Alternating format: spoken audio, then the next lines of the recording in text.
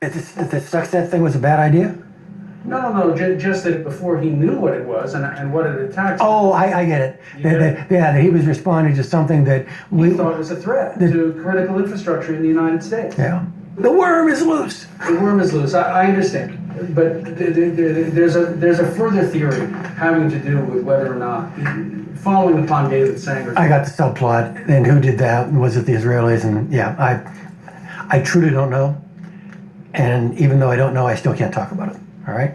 Stuxnet was somebody's covert action. All right? And the definition of covert action is an activity in which you want to have the hand of the actor forever hidden. So by definition, it's going to end up in this, we don't talk about these things box. We don't talk about these things box. We don't talk about these things box.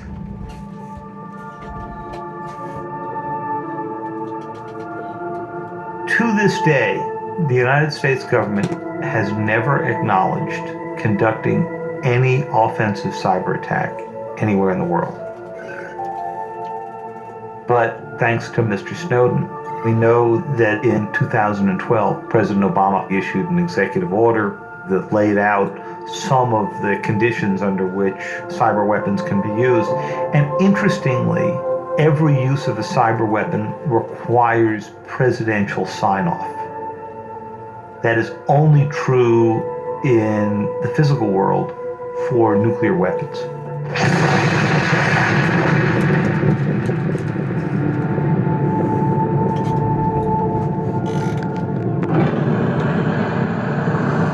Nuclear war and nuclear weapons are vastly different from cyber war and cyber weapons. Having said that, there are some similarities. And in the early 1960s, the United States government suddenly realized it had thousands of nuclear weapons, big ones and little ones, weapons on jeeps, weapons on submarines. And it really didn't have a doctrine. It really didn't have a strategy. It really didn't have an understanding at the policy level about how it was going to use all of these things. And so academics started publishing unclassified documents about nuclear war and nuclear weapons.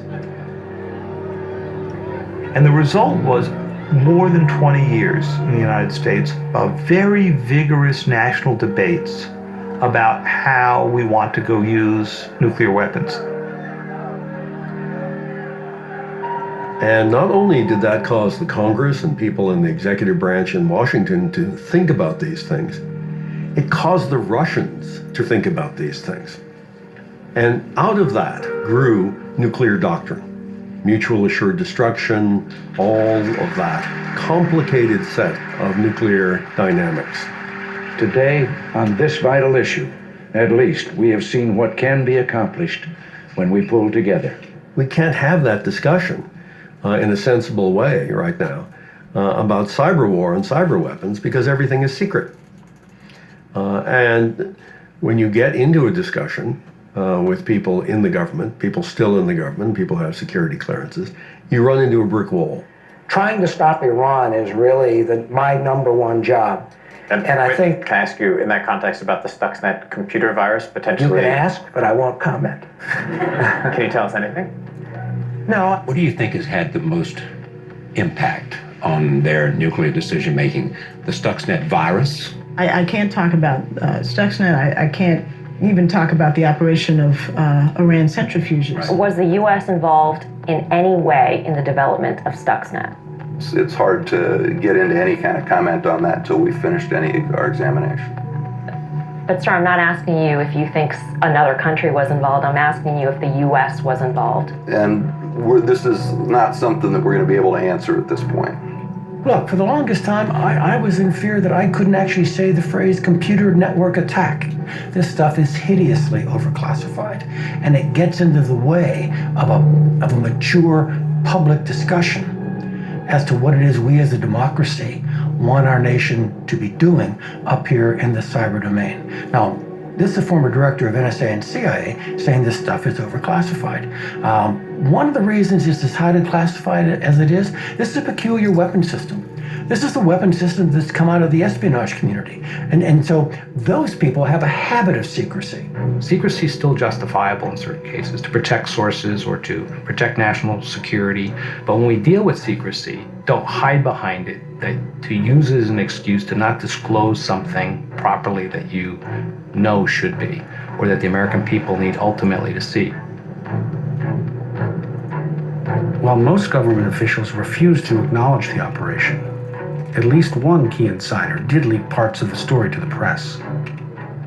In 2012, David Sanger wrote a detailed account of Olympic Games that unmasked the extensive joint operation between the U.S. and Israel to launch cyber attacks on Natanz. The publication of this story coming at a time that turned out that there were a number of other unrelated national security stories being published led to the announcement of investigations by the Attorney General. Into the press and into the leaks. Into the press and into the leaks. Soon after the article, the Obama administration targeted General James Cartwright in a criminal investigation for allegedly leaking classified details about Stuxnet.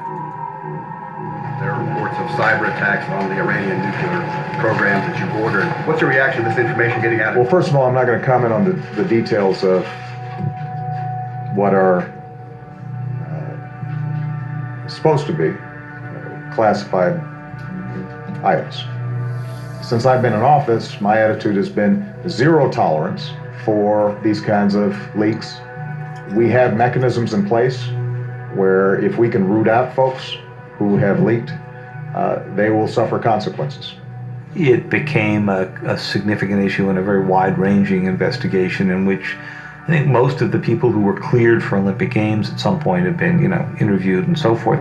When Stuxnet hit the media, they polygraphed everyone in our office, including people who didn't know shit. They polyed the interns, for God's sake. These are criminal acts when they release information like this. And we will conduct thorough investigations as we have in the past.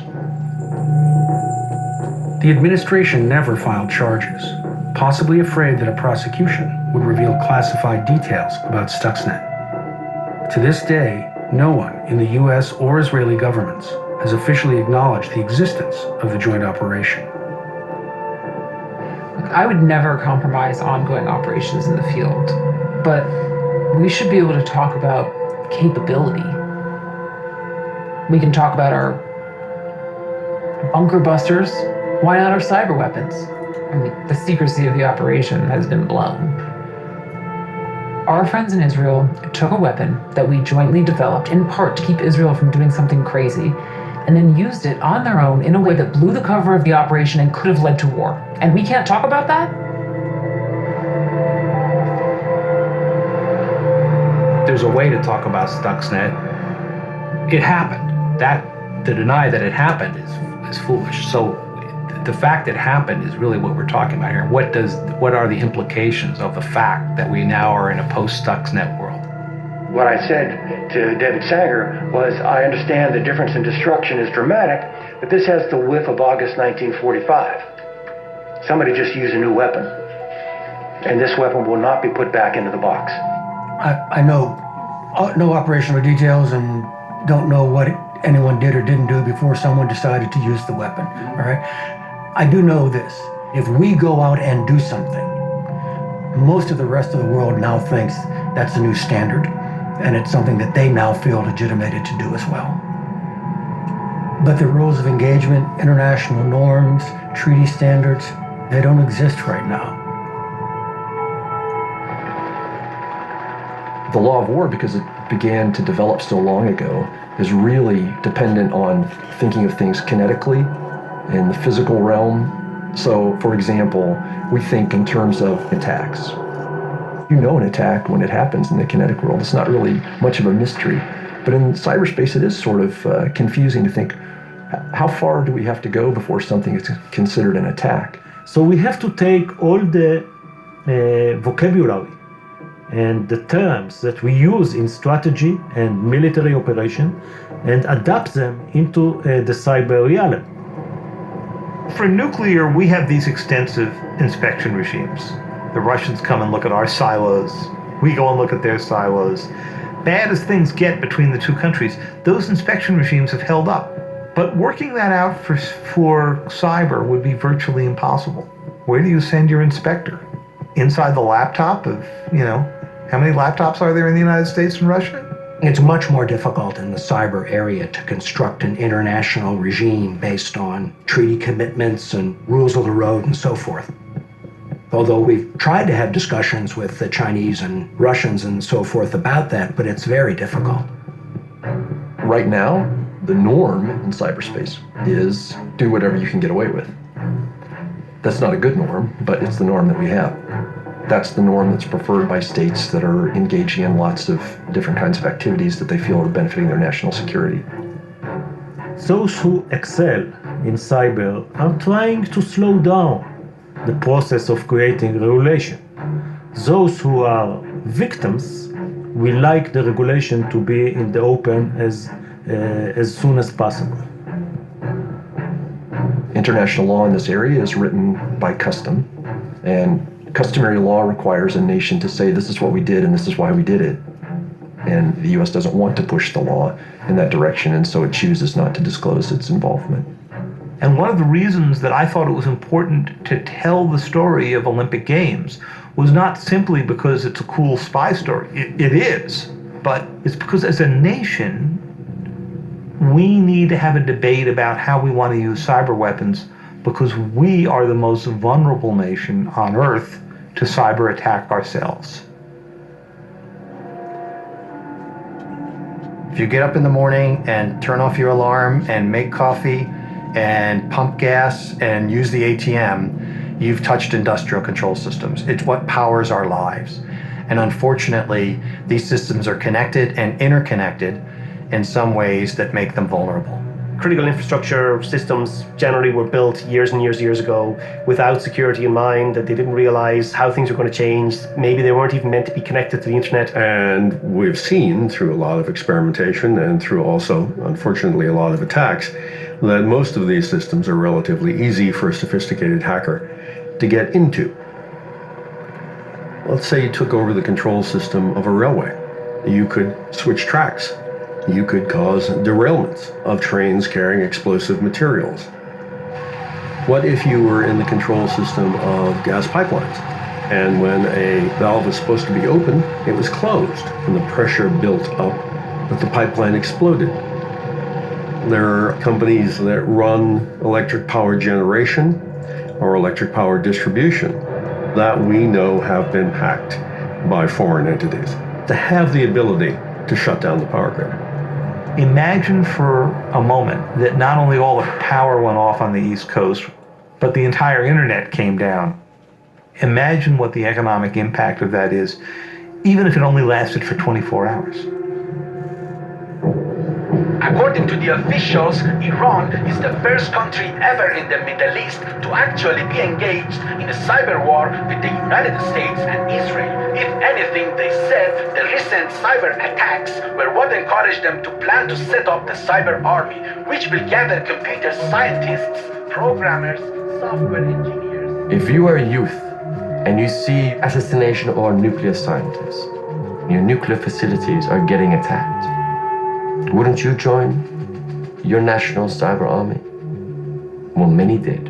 And that's why today Iran has one of the largest cyber armies in the world. So whoever initiated this and was very proud of themselves to see that little dip in Iran's centrifuge numbers should look back now and acknowledge that it was a major mistake. Very quickly.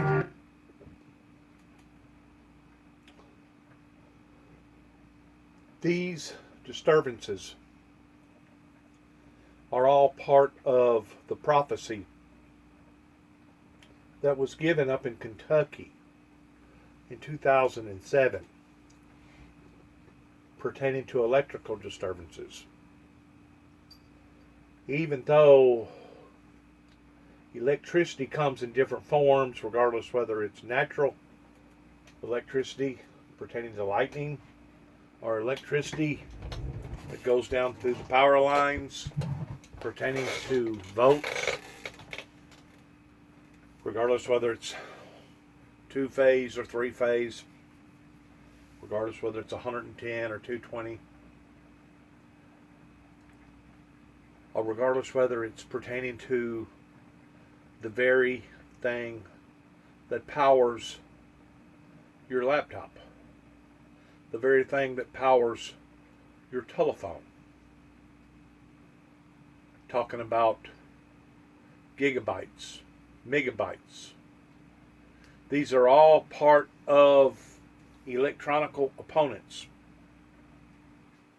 that at any given time can have major complications. Whenever I said what I said up in Kentucky about electrical disturbances, I took all of those things into an account, regardless whether it was ice storms, tornadoes, hurricanes, floods, grids being overpowered, us not being able to transfer electricity to various cities and having major blackouts, cyber war, or even sun evaporations pertaining to the sun giving out too much rays going through the atmosphere that would cause electrical disturbances. Solar flares. We are living in a society right now to where any type of electrical disturbance from A to Z could be devastating, not only on an individual scale, but could be devastating to communities, cities, states, as well as countries. We are living in a time like no other time that we've ever lived in. We have become self-reliant upon to all these gizmos and gadgets. What if a major solar flare was to hit the planet just right and knock out over 80-85% of all our communications? It would absolutely plummet us back into the dinosaur days, into the prehistoric days. Could people be able to handle that type of transformation that would go from being normal to abnormal just in a twinkle of an eye because of electrical disturbances?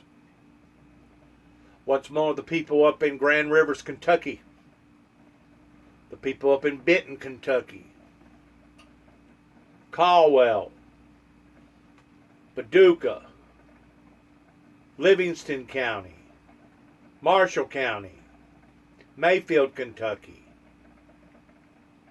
other little towns up there, Cedarville, and other little Eddyville, and other little towns that I can make mention. They all, Aurora, Kentucky, they all took a part in trying to attack an individual that was simply trying to help them by telling them that God had showed him that there was going to be major electrical disturbances. And sure enough, that year, it got so hot that the grids down in Montgomery, Alabama had to be shut down because they was afraid it was going to burn up the dam grids that create electricity.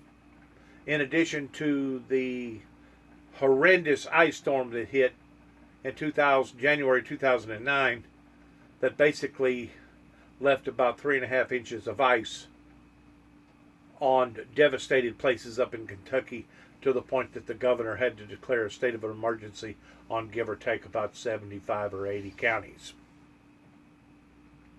I have been punished for trying to do the right thing.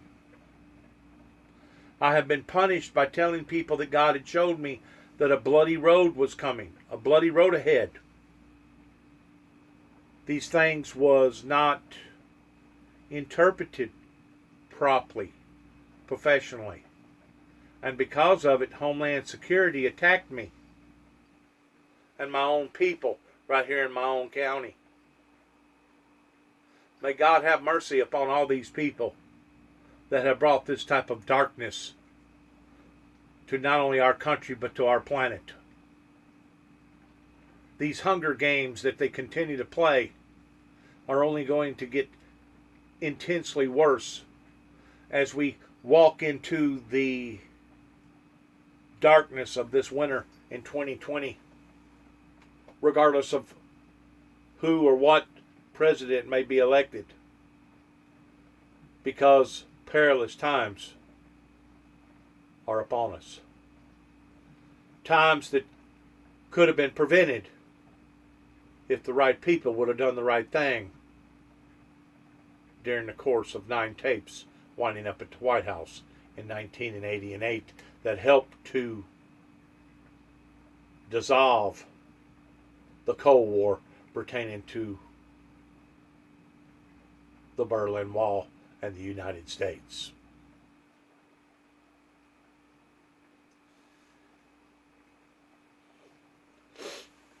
You know, whenever I was raised up, I didn't have a whole lot of education. We didn't even know hardly what a computer game was until my older brothers had already got into their teens.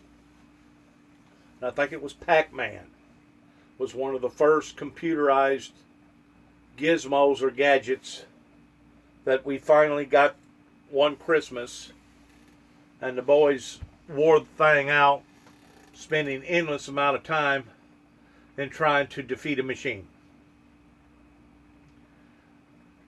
Then there was, let me see, it was Pac-Man, and then there was some other kind of machine that ate you up.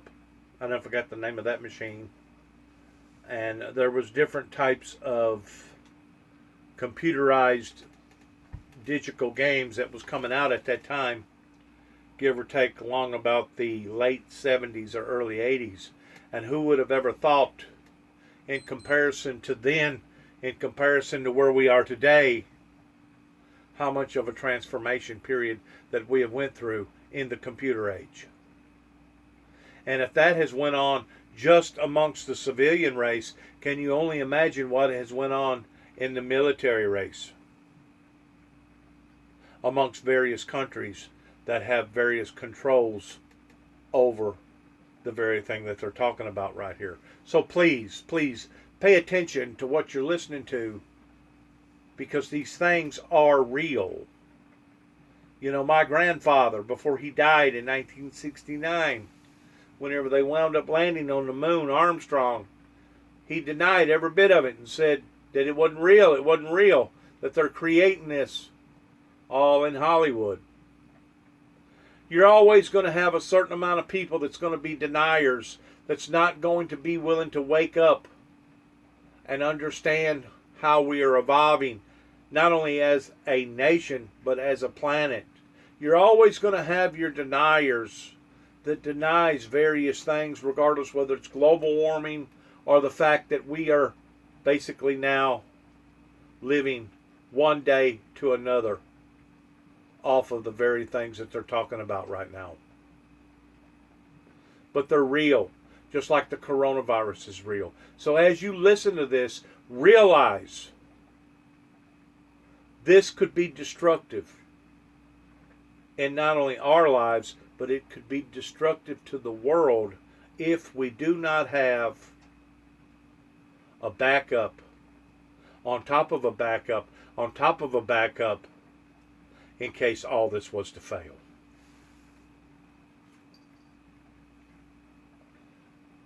Iran sent a message to the United States. Very sophisticated message. And they did that with 2 attacks. First, they attacked Saudi Aramco, the biggest oil company in the world, and wiped out every piece of software, every line of code on 30,000 computer devices. Then Iran did a surge attack on the American banks. The most extensive attack on American banks ever, launched from the Middle East, happening right now. Millions of customers trying to bank online this week blocked. Among the targets, Bank of America, PNC, and Wells Fargo. The U.S. suspects hackers in Iran may be involved.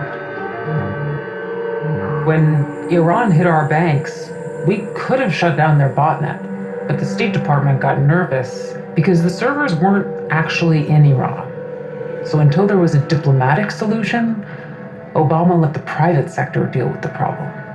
I imagine that in the White House Situation Room, people sat around and said, let me be clear, I don't imagine, I know. People sat around in the White House Situation Room and said, the Iranians have sent us a message which is essentially, stop attacking us in cyberspace the way you did at Natanz with Stuxnet. We can do it too.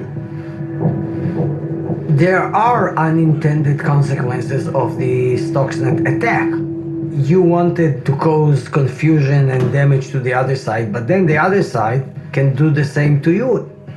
The monster turned against its creators, and now everyone is in this game. They did a good job in showing the world, including the bad guys. What did he just say? Creators, and now you. The monster turned against its creators, and now the monster turned against its creators. You. The monster turned against its creators, and there you go. The monster, the beast, has turned against its creator. Now, what does the Bible say about the beast? The Bible says that he who did not worship the beast or take the beast's number will not be able to be proactive in living according to the standards of living. In other words, the good old days towards working for cash on a barrelhead will basically be over with. And it doesn't matter if that be in America or Australia or England or Europe or South America or Mexico. Everything will be digitized by that time. And it will all be part of the monster or the beast. The very thing that the Bible talks about. He who did not worship the beast or take the beast's number will either have to be beheaded or starve to death during that time, because rations will become poor. Storms will become frequent. And mankind, pertaining to looting, robbing, and raping, will become more fluent. Especially once the beast ever shuts down and reboots itself and comes back, then is whenever the beast will turn against its master. And the beast will have more power than the master. Then is whenever the beast will make demands upon to the master. Kind of like the movie Terminator or in other science fiction movies. This is really happening, people. This is really happening. We are living on such of a tipsy-topsy, living by the thread, basically, for one day to another, because somebody could be a bad player, it could be a legitimate mistake, it could be an intentional mistake. We could have unintended consequences as well as intended consequences, and then you got to take into the factor of something going on with the sun pertaining to major solar flares that could knock out various satellites that would basically put us all in Stone Age. So you have to understand, we are living day to day in today's society. So whenever I made mention up in the area that I made mention in, Calvert City and on up towards Paducah, Kentucky, dropping off material, that God had showed me that there was going to be electrical disturbances. We are living in a society today that is filled full of nothing but electrical devices in some form or fashion. Even your automobile working through a 12-volt system is still considered an electrical service. We have electrical vehicles now that are powered by big batteries. We have automobiles that create their own electricity every time the wheel does a whole turn. We have panels that absorb the energy from the sun. This is that forms electricity. These are all power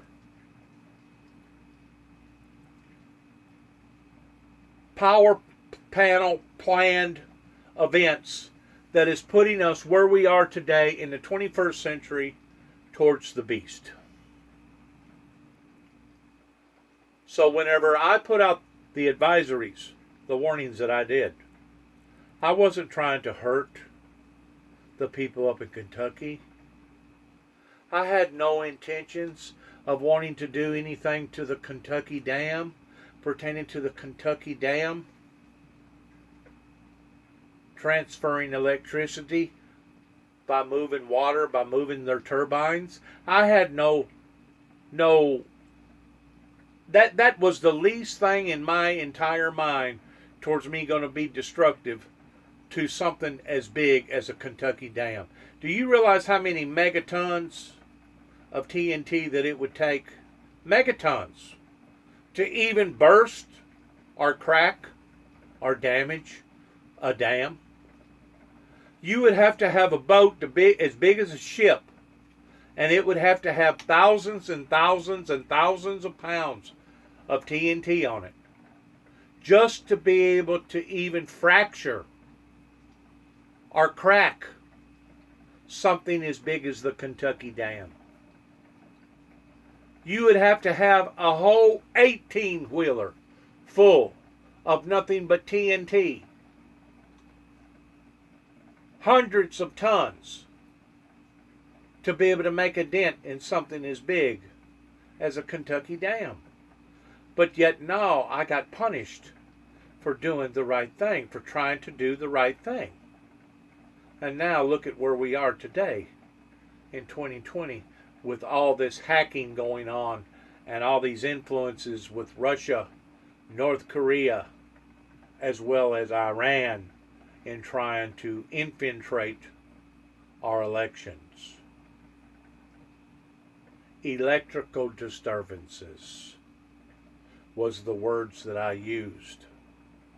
And I still stand strong with my predictions that God had showed me that in the last days there is and will be major electrical disturbances to come. And if it don't come in one form, I promise you it will come in another. We're no longer living in the wild, wild west cowboy days where they didn't have hardly even a burning oil lamp. In which, if you look at the history of oil lamps goes all the way back to the days of Jesus. They had oil lamps back then. That's how they could see at night, was through fire. But there was no electricity back then. Just like there was no electricity in the 15th century that we know of. Things was evolving. Things was becoming more and more evident towards leaning towards electricity in some form or fashion. But it had not yet appeared. It didn't appear until about the late 16, early 1700s was whenever people started realizing the power of batteries, the power of telephones, the power of circuit boards pertaining to telegraphs, That was whenever basically we started understanding a little bit about the physics of electricity. And now look at where we are today.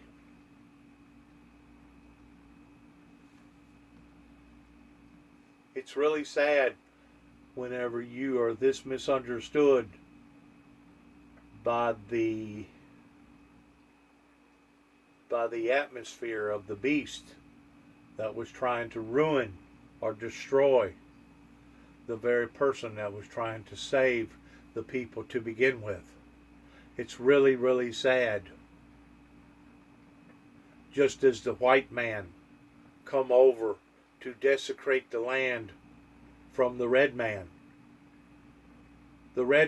warned the white man that if you continue to do this, these will be the complications. These will be the consequences. You know, if you no longer have buffalo that's running wild out on the prairie towards either eating the vegetation or keeping the vegetation battered down, torn down, then you're going to have these extreme fires that's going to burst out of the west because of the atmosphere of the global warming. And once these fires ever start, it's the next thing to impossible to put them out, because the atmosphere is warming the planet up. Or it may be just the opposite. It may be the planet that's warming the atmosphere up. I don't know. I kind of looked at that whenever this ice storm recently hit out in Oklahoma City, Oklahoma. It's amazing how that the atmosphere can be colder on the bottom than it is on top. In other words, it starts out raining in the upper atmosphere, but then as it's raining, it gets further down within 8 to 1,000 feet, and the water actually starts freezing, and by the time it gets into the trees and the upper power lines, it's already done thickened to the point that once it hits it, it just immediately freezes. It's amazing how that our lower atmosphere works different than our upper atmosphere. And of course, then you got the transosphere that goes above that, up above where the clouds are. You know, you got different levels of different tiers.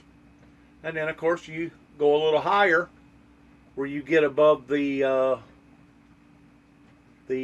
clouds, then you reach into another sphere up there pertaining to space. Once you get so high above the earth, you lose gravitation. Now everyone is in this game, turned against its creators. The monster turned against its creators, and now everyone is in this game. They did a good job in showing the world, including the bad guys, what you would need to do in order to cause serious trouble that could lead to injuries and death. It's inevitable that more countries will acquire the capacity to use cyber, both for espionage and for destructive activities. And we've seen this in some of the recent conflicts that Russia's been involved in.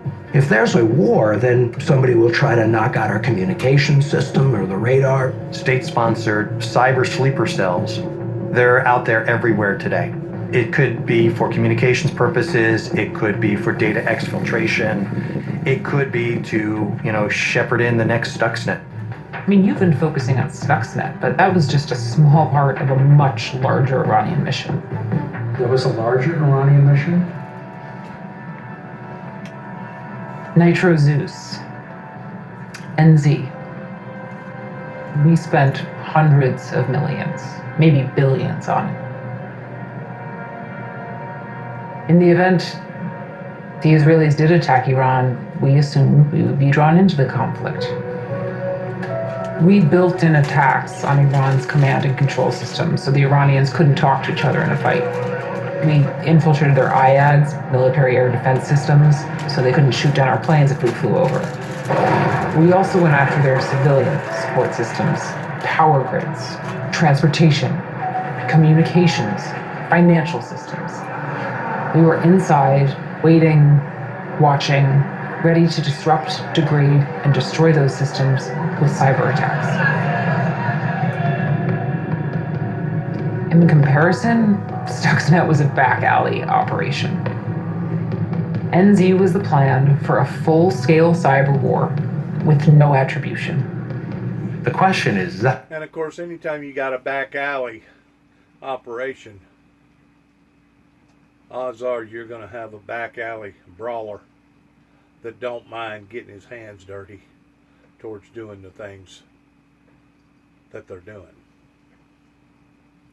It's really incredible because, I didn't find out until just this week, talking to some of my people out in Oklahoma, that Chesapeake has basically folded completely down out in Oklahoma City, Oklahoma. That was as big at one time as Halliburton. Chesapeake, Devon, all those other big oil companies. And it all starts for corruption at the top. And whenever you have corruption at the top, undue settling that goes on, eventually it's the lower guys that wind up getting the brunt of the blow. Good luck to all of us as we go further into the future in understanding how crucial that these things are that you've just got through listening to, pertaining to not only cyberspace, but electrical disturbances in general that can be devastating to our lives all over this planet. Not just in one particular area, but all over this planet.